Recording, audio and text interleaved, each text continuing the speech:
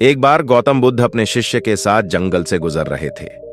ढलान से नीचे उतरते समय अचानक एक शिष्य का पैर फिसल गया और वह नीचे लुढ़कने लगा।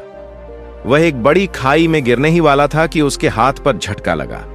उसने बांस के पेड़ को कसकर पकड़ लिया और खुद को बड़ी खाई में गिरने से बचा लिया। बांस भले ही धनुष की तरह मुड़ा हुआ न हो, वह जमीन से उखड़ता नहीं है बल्कि टूट जाता है।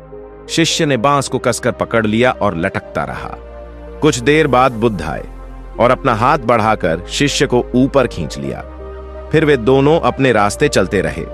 रास्ते में भगवान बुद्ध ने शिष्य से कहा, जिस बांस ने तुम्हारी जान बचाई वह तुमसे कुछ कह रहा था, क्या तुमने सुना?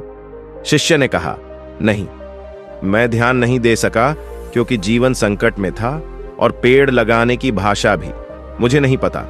भगवान मुझे बताओ वह क्या कह रहा था। गौतम बुद्ध मुस्कुराए और बोले, खाई में गिरते समय तुमने जो बांस पकड़ रखा था वह पूरी तरह से मुड़ गया था, फिर भी उसने आपकी मदद की और आपकी जान बचाई। बांस के पास आपके लिए जो संदेश है उसे देखें।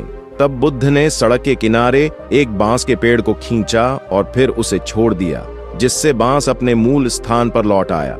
हमें बांस के इस लचीलेपन को अपनाना चाहिए। तेज हवाएं बांस के पौधों को हिलाने और उखाड़ने का प्रयास करती हैं। आगे पीछे हिल रहा है लेकिन फिर भी मजबूती से जमीन से चिपका हुआ है। एक बांस आपको यह संदेश देता है कि जब भी जीवन में कोई कठिन दौर आए तो विनम्र और नम्र बने रहें, लेकिन टूटें नहीं, क्योंकि बुरा वक्त गुजर जाने के बाद आप दोबारा वहीं पहुंच सकते हैं जहां आप पहले थे। शिष्य ध्यान से सुन रहा था और बुद्ध ने कहा कि एक बांस न केवल तनाव झेलता है बल्कि उस तनाव को अपनी ऊर्जा में बदल देता है और दोगुनी गति से बढ़ता है। उस बांस ने कहा, तुम्हें जीवन में ऐसे ही लचीला बनना चाहिए। बुद्ध ने भी शिष्य से कहा, मुझे भी पौधों की भाषा नहीं आती। जानवर या पौधे अपने व्यवहार से हमें बहुत कुछ सिखाते हैं। लोगों को उनसे सीख लेनी चाहिए। तो दोस्तों, हमारे चैनल को सब्सक्राइब जरूर करें। धन्यवाद और नमो बुद्धाय।